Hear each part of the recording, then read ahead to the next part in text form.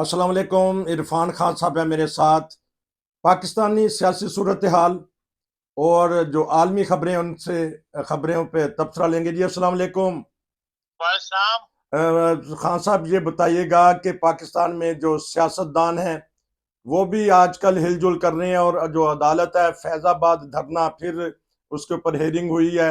इस तरह इमरान खान और उनकी अहलिया के ऊपर भी जो कादर यूनिवर्सिटी है वो भी केस खोले जा रहे हैं। तो एक तरफ तो बहुत आज़ादी है, एक सियासतदान जो है मियाँ साहब और नून लीग वो खुल्लम खुल्ला जाके मीटिंगें कर रही है बाप फैमिली बाप पार्टी से, और एक तरफ हो रही है अदालतें लगी हुई हैं। कुछ बताइएगा पाकिस्तानी सियासी सूरत हाल पे। लोग बहुत फिक्रमंद है, बातें कर रहे हैं कि क्या बनेगा।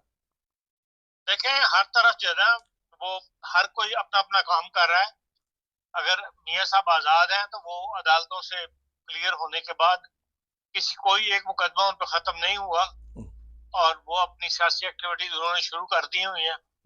इमरान खान साहब पे मुकदमे पहले भी बने हुए हैं और वो जब तक उनसे फारग नहीं होते वो सियासी एक्टिविटीज शुरू कर नहीं सकते।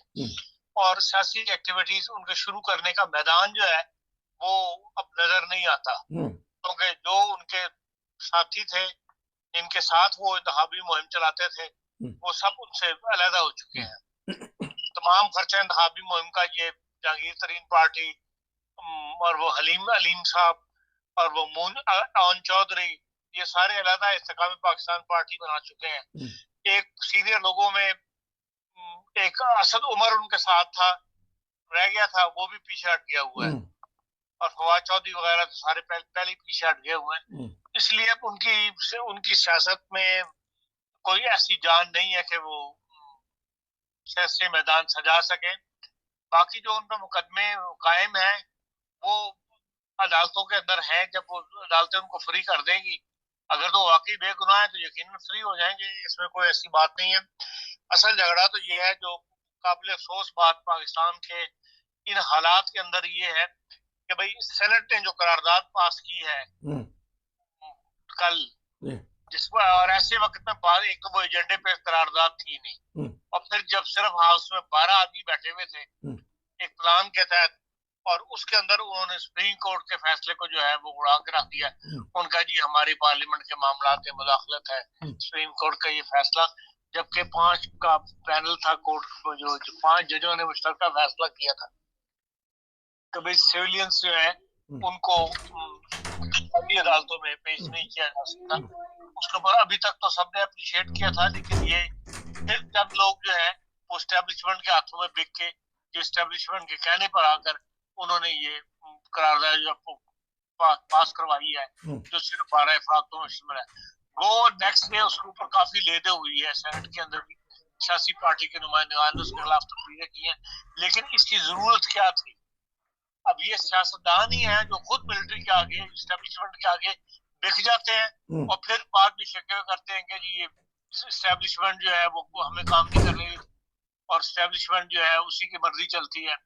अब जिसके लिए रास्ता ही खुद हम बाहर करते हैं। एक ऐसा मुकदमा जिसका भी तफसीली फैसला नहीं आया, सुप्रीम कोर्ट ने उस पर कोई तफसीली फैसला नहीं दिया, और उस तफसीली फैसला आने के बाद उसके खिलाफ आप अपील दायर कर सकते हैं, जो नॉर्मल दुनिया में तरीक है। उस अपील को दायर करने के बाद दोबारा एक बड़ा पैनल बन जाता सुप्रीम कोर्ट का, वो उसे समाप्त कर लेता। लेकिन ये तरीके इख्तियार करना जो है, ये खुद हमारी सियासतदान और हमारे अवाम जो है वो फौज हो या एस्टेब्लिशमेंट को दावत देते हैं।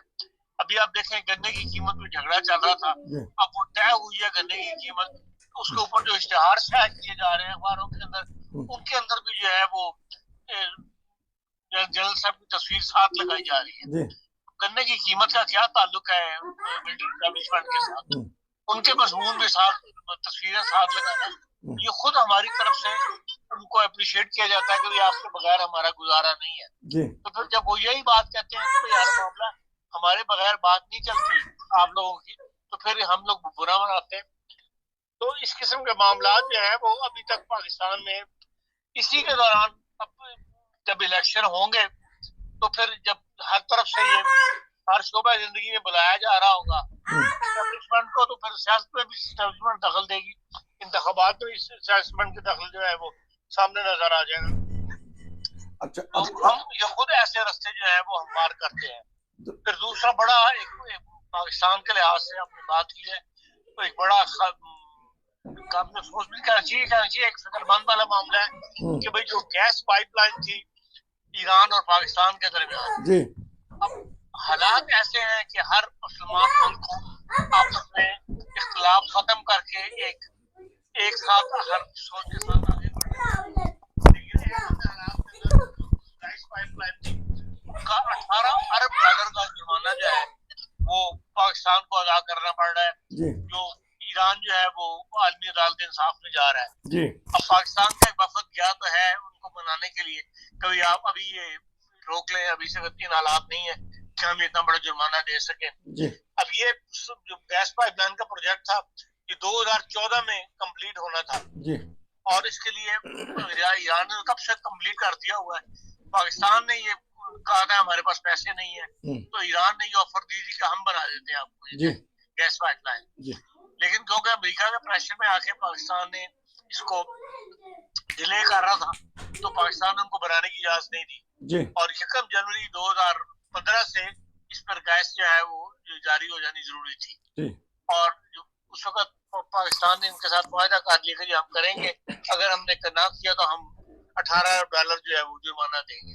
और अब इतने साल इंतजार करने के बाद ईरान ने कह के अब पाकिस्तान टच से मस नहीं हुआ, तो अब उन्होंने 18 अरब डॉलर का जुर्माना जो है वो डालना के लिए आलमी अदालत इंसाफ में जाने का फैसला किया है। आज पाकिस्तान का वफद वहां पर है, ईरान में मनाने के लिए गया हुआ है, खुदा करे कि ये मामला जो है सुलझ जाए, नहीं तो जो मुल्क की मईशत का हाल है, जो गवर्नमेंट के पास पैसे खत्म हुए हैं उसके अंदर 18 अरब डॉलर वहां देने पड़ गए तो फिर एक नया जो है वो तंगी का हाथ जो पाकिस्तान की कौम को देखना पड़ेगा।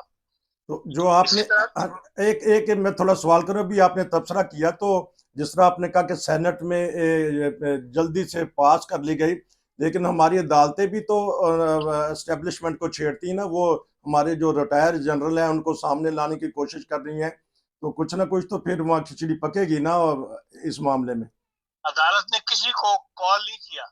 अच्छा, हाँ जी, कोई ना कोई मुकदमा वहाँ ऐसा पेश होता है, वो मोहित साहब का मुकदमा है जिनको बहुत ज्यादा तंग किया गया, सिटी वो जो उन्होंने स्कीम बनाई थी हाउसिंग सोसाइटी, वो मुकदमा चल रहा है, उसके अंदर उनके वकील की तरफ से जिक्र आया है, उस पर उन्होंने कोई एक्शन तो नहीं लिया, उन्होंने यही कहा है कि जो मवाद पेश किया गया उससे पता लगता है कि भाई काफी संगीन किस्म के इल्जाम जो है इनमें लगाए गए हैं जनरल फैज हमीद के ऊपर। इससे ज्यादा तो बात अभी सुप्रीम कोर्ट ने नहीं की।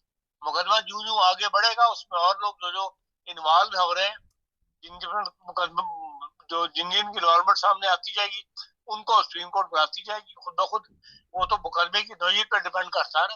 अच्छा, तो वही साहब है वो पीछे हट जाए, कहते कि नहीं मेरा इनके साथ कोई झगड़ा नहीं, इन्होंने मेरे साथ कोई जुल्म नहीं किया, अभी तो जुल्म बता रहे हैं, तो फिर सुप्रीम कोर्ट भी चुप हो जाएगी, जैसा कि इसमें हो रहा है धरना केस के अंदर। सब केस वापस ले लिए, सबको बारी बारी सुप्रीम कोर्ट वापस कर रही है, ठीक है अपना केस वापस ले ले, सिवाय इसके सुप्रीम कोर्ट ने झंझोड़ दिया है, उस पर सुप्रीम कोर्ट ने कोई एक्शन तो नहीं लिया कि आप क्यों वापस ले रहे हैं। हर एक जिसने भी पिटीशन दायर की थी, इंटर कोर्ट अपील दायर की थी, वो अपनी अपील वापस ले रहा है, और चाहता सुप्रीम कोर्ट चाहे तो इसके ऊपर बड़ा कुछ कर सकती है, ये इसको मुकदमे को चला सकती है आगे, लेकिन वो लोगों का जिन्होंने इंटर कोर्ट अपील किया उनका ठीक है वापस ले ले, लेकिन आपने अपील क्यों की थी, अब क्या बात हो गई जिसकी वजह से आपको अपील वापस लेना चाह रही है, ये अदालत का हक है, वो ये निकलवाना चाहती है, वो कोई मुंह से कहने के लिए तैयार नहीं, लेकिन सुप्रीम कोर्ट ने एक समाज के अंदर इसका जिक्र किया और उसके बाद सबको वापस कर रही है। आज शेख रशीद साहब को भी इजाजत मिल गई कि अपनी इंटर कोर्ट अपील वापस ले लें, बाकियों को भी मिल जाएगी। अदालत सिर्फ ये चाहती है कि उसके ऊपर एक कमीशन जो है, इंक्वायरी कमीशन जो बन जाए, और उसके लिए यकीन दहानी करा दी है हुकूमत ने, तो वो यकीन बन जाएगा तो ये मुकदमा भी खत्म हो जाएगा। प्रोग्राम के इस हिस्सा में हम आलमी हालात पे तबसरा लेंगे थोड़ा सा, तो बताइएगा आलमी हालात और जंग बंदी के बारे में यूरोप का क्या अब होगा, थोड़ा सा जुलूस। मंडे के दिन ये तमाम 27 ममालिक के वज़ीर ख़ारजा जो आपका है शुक्रिया, फ़लस्तीन चैनल इकट्ठे हुए सब्सक्राइब थे। करने फिर वहाँ मिलेंगे, शुक्रिया। उन्होंने इसराइल को ज्यादा फेवर की है अच्छा बजाय हमास के। अच्छा। अब एक नया ट्रेंड ये पड़ गया है कि फलस्तीन की बात कोई नहीं करता, सारे हमास की बात करते हैं। वहां भी उन्होंने हमास की बात की है और हमास का जो एक्शन है 7 अक्टूबर का, उसी को उन्होंने कंडेम किया है और ये कहा है कि अगर हमास उनके तमाम कैदी रिहा कर दे सुप्रीम कोर्ट इनके इसराइल के, तो फिर ये है कि फौरी तौर पे जो है एक इमदादी कार्रवाइयां जो है वो शुरू की जाए, जिसमें यूरोपीय यूनियन जो है पूरी तरह हिस्सा ले और वहां पर जो मुतासरीन है इस जंग से उनकी मदद की जाए। उसके लिए उन्होंने पैसे देने का भी कहा है कि हम हर किस्म का करेंगे, लेकिन यही पहली शर्त यही रखी है कि हमास तमाम जो जो उन्होंने बनाए हुए हैं कैदी उनको वो रिहा करें। लेकिन सवाल यह है कि जो हॉस्पिटल्स के अंदर उन्होंने इस बहाने से टैंक घुसा दिए हैं कि भाई यहाँ पर हमास के लोग घुसे हुए हैं, छुपे हुए हैं तहखानों के अंदर, वो अभी तक कोई निकला तो नहीं ऐसा कि जो हमास की ब्रिगेड में शामिल हो वहां पे लोगों का। और वहां अस्पतालों के अंदर टैंक लेके जाना, मारना और जो वहां का जो स्टाफ है उसको पकड़ के रील करना, या फिर यह कि जो इक्विपमेंट है वो सारे के सारे तबाह हो गए वहां पे, जिसकी वजह से 79 लोग शहीद हो गए। उसको इन्होंने कोई ऐसा कंडेम नहीं किया यूरोपीय यूनियन ने। फिर यह है कि इनका अंदाज यही बताता है कि ये इनकी तमाम की रुझान जो है वो इसराइल की तरफ ज्यादा है।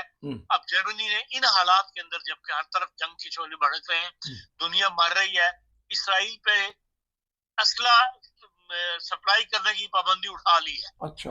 अब इस मौके पे जर्मनी का ये इकदाम जो है जिसवाय इसराइल को पंप करने के और कोई दूसरे इसके मायने नहीं है। सवाल यह है कि जहाँ पे जंग के शोले भड़क रहे हैं वहां पे आप असले को सप्लाई रोकें, बल्कि कोशिश करें कि किसी किस्म का असला उस इलाके में ना जाए। इन्होंने पाबंदी उठा ली, बकायदा ऐलान किया गया कि इसराइल को असला जो है सप्लाई किया जा सकता है जर्मन कंपनियों को। अच्छा, पाबंदी किसने लगाई थी इनके ऊपर? पाबंदी इन्होंने खुद ही लगाई थी कि किसी जी नहीं, जर्मन गवर्नमेंट ने, पार्लियामेंट ने लगाई थी। अच्छा, लगाई हुई थी पाबंदी। और जो जिस किस्म का असला वो बता रहे हैं वो वही है जो आम छोटी जगहों के अंदर इस्तेमाल होता है, गले वगैरह का। तो इस जंग के अंदर बज़ाहिर नजर यही आता है कि इसराइल की तमाम लोग जो है वो फेवर कर रहे हैं और वो हमास वाली कार्रवाई जो है उसी को बेस बनाया जा रहा है। और वो भी हमास जो है वो इन्हीं लोगों के दुश्मनों के बातों में आकर तो उसने ये इल्जाम उठा दिया जिसकी वजह से फलस्तीन को इतना बड़ा नुकसान उठाना पड़ रहा है। नुकसान उठाना पड़ा। जो बाइडेन के ऊपर बड़ी तनकीद की जा रही है कि उन्होंने खुद ये हमला करवाया और नॉर्वे में भी माइनस टेम्परेचर में जुलूस निकले हैं फलस्तीनियों के हक में। तो जर्मनी से वीकेंड पे या यूरोप से वीकेंड पे कुछ खबर है तो बताइएगा, क्या कहते हैं यहाँ के सियासतदान? हर जगह निकल रहे हैं, अवाम की तरफ से रद्दमल जाहिर किया जा रहा है, लेकिन अवामी रद्दमल के असल चीज तो हुकूमतें हैं। हुकूमतें उस रद्दमल के सामने झुक नहीं रही। अब जर्मनी के अंदर भी ये आवाज उठाई जा रही है कि भाई ये गवर्नमेंट जो है ये अवामी आवाज को नहीं सुनती, तो ये नए फ्रेश इलेक्शन जो है वो होने चाहिए। अच्छा। हालांकि इन पार्टी जो है मौजूदा जो सेटअप है इसकी 2025 के एंड तक इन्होंने कायम रहना है। अच्छा। लेकिन जो नए सर्वे करवाए गए हैं उसमें एएफडी जो है उसके 86% वोटर जो चाहते हैं कि भाई अब दोबारा नया इलेक्शन जो है वो करवाया जाए। अच्छा। इसी तरह एफडीपी जो कि वजीर खजाना इस वक्त एफडीपी में से है, उन्होंने भी अपना नए सर्वे करवाया और उसके अंदर भी एक आवाज उठी है कि भाई जिसके 36% लोग जो उन्होंने अपनी पार्टी में सर्वे करवाया उसमें 36% लोग जो है वो ये कह रहे हैं कि जर्मनी के अंदर इस वक्त इस सूरत हाल में इस हुकूमत पर एतमाद हमारा नहीं है और हमें नए इलेक्शन जो है वो करवाए जाए। बल्कि उन्होंने एक तहरीक चलाई है जिसका नाम है वेक रूफ फॉर दी फ्राइहाइट, यानी wake up call for freedom. अच्छा। उस पर उन्होंने 77,000 लोगों के दफ्तर जो है वो पिछले वीकेंड पे इकट्ठे कर लिए हैं और वो कहते हैं पूरे जर्मनी से दफ्तर इकट्ठे करेंगे ये प्रेशर डेवलप करने के लिए कि जर्मनी के अंदर जो है नए इंतखाबात करवाए जाए। तो अवामी रूल, जो अवामी रद्दअमल है या अवाम की जो आवाज है, वो तो यही है कि ये जो पॉलिसी इन्होंने इख्तियार की हुई है मामलात, इंटरनेशनल मामलात में, वो उसकी फेवर नहीं करते। लेकिन किसकी सुनी जाती है या हुकूमत इसमें क्या रद्दअमल जाहिर करती है, ये के लिए चल इंतजार कर ले, पता लग जाएगा। तो इसका मतलब है कि जो पार्टी गैर मुल्कियों के खिलाफ है उसका आने वाले इलेक्शन में कुछ ना कुछ तनासब बढ़ेगा, यकीनन बढ़ेगा। तो खतरे की घंटी बज चुकी है यूरोप के लिए या जर्मनी के लिए। जो है वो ज्यादा इसराइली जंग से ज्यादा उनको उससे है जो यूक्रेन की जंग है। अच्छा, यूक्रेन के अंदर भी इन्होंने हुकूमतें जो है, इन्होंने 2024 के लिए 1 बिलियन जो है इमदाद देने का ऐलान किया जर्मन गवर्नमेंट ने कि आप इनकी जो इमदाद है डबल कर देंगे और 8 बिलियन यूरो जो है वो यूक्रेन को इमदाद दी जाएगी। और इसमें ज्यादा इमदाद जो है वो ये असले की होगी, और मैं समझता हूँ तो यूरोपियन सिक्योरिटी जो है वो ज्यादा उस वार से मुंसलिक है जो यूक्रेन में लड़ी जा रही है। आखिरी 2 मिनट में बता दीजिएगा, अफगानिस्तान और पाकिस्तान के हालात कुछ नरम हुए हैं, जो कि कह रहे थे कि हमने फौरी तौर पे इन मुहाजिरीन को निकालना है, उसका फिर कुछ नरमी का मुहाजिरीन से ज्यादा जो मामला है वो अफगानिस्तान के कंटेनर जो रुके हुए हैं, अच्छा, उसका है। उसके लिए वजीर तिजारत एक वफद लेके पाकिस्तान आए हुए हैं। 2 दिन से उनके मुज़ाकरात हो रहे हैं। पाकिस्तान से बहुत हजारों की तादाद में कंटेनर जो है अफगानिस्तान के नाम पे इम्पोर्ट होते हैं और वो अफगानिस्तान जाते नहीं, और यहीं से पोर्ट से पास करवा के उनको घुमा के मुल्क के अंदर वो जो है स्मगलिंग की जा रही थी, जिसकी वजह से मुल्क के अंदर बहुत ज्यादा जो है एक स्मगलिंग भी हो रही थी और रुपए जो है उसकी कीमत भी गिर रही थी। वो उनकी तादाद हजार बताई जाती है। तो उस पर अभी तक गवर्नमेंट जो है पाकिस्तान की अड़ी हुई है, वो नहीं छोड़ रही। और जिस पर अफगानिस्तान का वफद जो है वो पहले तो 2 दिन तो उन्होंने बड़ी नरम गुफ्तगू की है, लेकिन अब कुछ सख्त किस्म के बयान दे रहे हैं, लेकिन वो कर कुछ नहीं सकते सिवाय इसके कि भाई छोड़ डालने वाला जो कंटेनर है वो तो पाकिस्तान की पोर्ट पर ही पड़े हुए हैं। तो इस किस्म के मसाइल जो है इनका हल होना चाहिए। वहां पे भी जो कल भी एक हमारा एक दहशतगर्द मारा गया, 2 सिपाही हमारे शहीद हुए हैं ये शुमाली वजीरिस्तान के इलाके के अंदर, जो अली है क्या उस मशहूर जगह का नाम है वहां पर। तो इसका मतलब है कि भाई दहशतगर्दी तो अभी तक एक्टिव है, और पाकिस्तान का मौक़िफ़ जो है वो इस लिहाज से दुरुस्त है कि अफगानिस्तान से जो है दहशतगर्द आ रहे हैं और अफगानिस्तान उनको पाकिस्तान के हवाले करने के लिए तैयार नहीं।